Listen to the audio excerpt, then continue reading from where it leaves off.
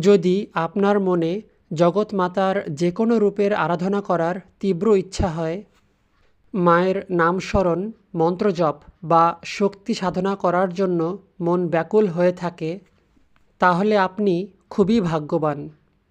কেননা ভেদিক শাস্ত্রে বলা আছে, यदि वा पश्चिमं जन्म यदि वा शङ्करः स्वयं तेनैव लभ्यते विद्या শ্রীমৎ পঞ্চদশাক্ষরী, যার অর্থ দুই ধরনের পূর্ণ আত্মার সৌভাগ্য হয় মা পরাশক্তির আরাধনা করার।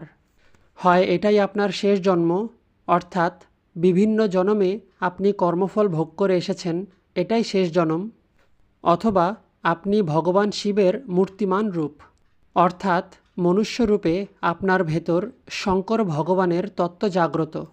এই সংস্কৃত শ্লোক থেকে আমরা এটাই বুঝতে পারি যে মা আদি পরাশক্তি, মা ললিতাম্বিকার নাম জপ, মন্ত্রজপ সাধনা করার সৌভাগ্য বিশেষ পুণ্যবান আত্মার হয়ে থাকে। আপনি শক্তি সাধনাকে বেছে নেননি, বরং স্বয়ং মা আদ্যাশক্তি আপনাকে শক্তি সাধক হিসেবে বেছে নিয়েছেন।